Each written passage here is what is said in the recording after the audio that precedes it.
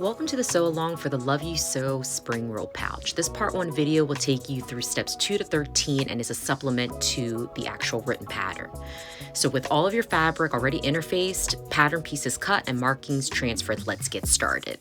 First, we'll go through the pieces, and here is the main body. You can see that it is a directional fabric, and we will work with that. Then we have the handle. Here are the lining pieces laid out, how they will be attached later on. Here's the back, the slip pocket pieces, base 1, the divider pocket pieces, base 2, the front, and then the elastic pocket. There are 2 sets of gussets, then the divider zipper tabs, and then finally the wings.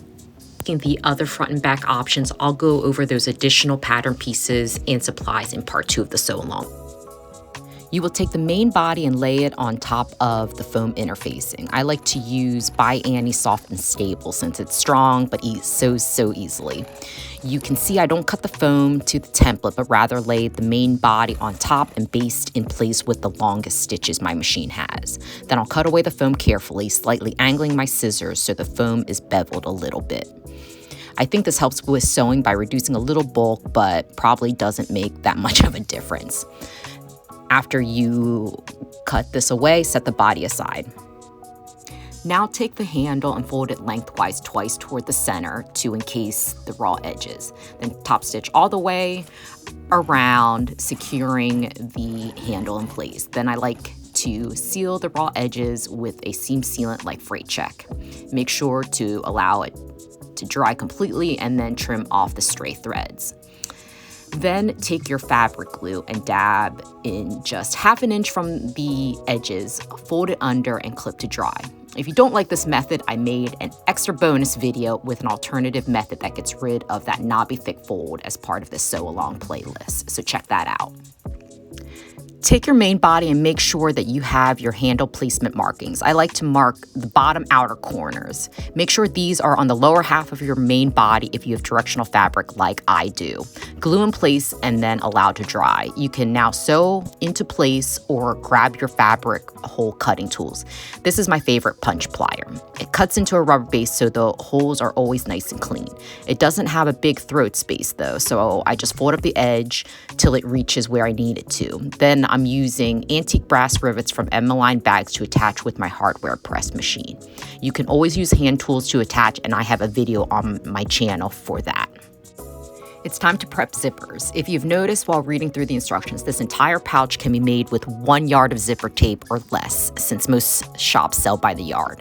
If you haven't done so already, singe the ends of all of your nylon tape to prevent fraying. Add pulls with your preferred method. Sew across the zipper tape about 1/8 of an inch from each end to prevent the pulls from sliding off as you work. With the 8-inch zipper, match up a zipper tab on each short end and sew with a 3/8 inch seam allowance. It's a bigger seam allowance, pretty much just for aesthetics for me. Again, if you have a more delicate sewing machine, you can notch out the corners as shown to reduce bulk. Double fold the tab toward the back to enclose the zipper end and cover your previous stitches. Top stitch on the right side to attach, and then make sure you repeat this on the other side of the zipper. Now we're going to make the divider pocket. Take the interior divider pocket piece in coral, right side facing up, and center the zipper on top, also right side facing up. Sandwich the zipper with exterior divider pocket, the black fabric, right sides together, and sew together with the zipper foot. I'm lazy and I don't like to change my feet, so I use a narrow presser foot to sew zippers and most of this bag. Move the zipper pull as needed. I'm using an awl to help keep all of my fabric straight. You can use craft tape to help with zipper alignment as well. Open up the divider pocket with right sides facing up with the seam allowance pointing towards the exterior. Press as needed. Trim all the corners and then top stitch the seam allowance. Repeat with the other side of the divider zipper pocket. After all linings have been added to the zipper divider pocket, match up the exteriors and then the interiors with right sides together. Push the zipper toward the interior to match the seam and then pin. Starting with the dot on the exterior, sew with a 1/4 inch seam allowance, and once you move past the zipper, move to a 3/8 inch seam allowance, stopping at the next dot. I know it's hard to remember to stop at the dots, so I like to mark them with a different color than my other markings just to make them pop. Make sure to not sew into the zipper tabs as you cross the seam. You may want to use a zipper foot if you have a wide presser foot and you can't get that close around the zipper tab. Press all of the side seams of the zipper divider pocket open. I have this tailor's clapper with a shirt point that really helps me get into tight seams for pressing. To flip the divider pocket right side out, I like to hold the interior in my left hand and place my thumbnail into the seam and then fold the exterior over. It helps to not bunch up the seam allowances. Smooth out the pocket and make sure you press it well. If the interior and the exterior raw edges are not aligned, trim is needed. Interior should sit nice and flat within the exterior. Now it's time to attach the bases. Take both bases right sides together and sandwich the divider pocket in between, centering all edges.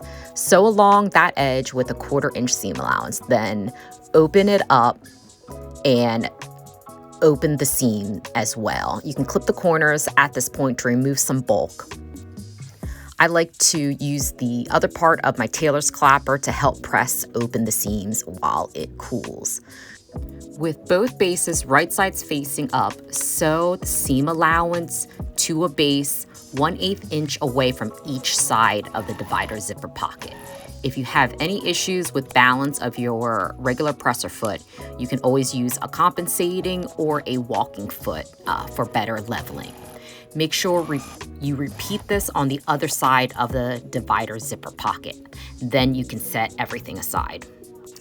For the last part of the video, we'll make the gussets. Match one set of gussets right sides together, so both the top curved edge and then the bottom straight edge. Make sure you trim those corners.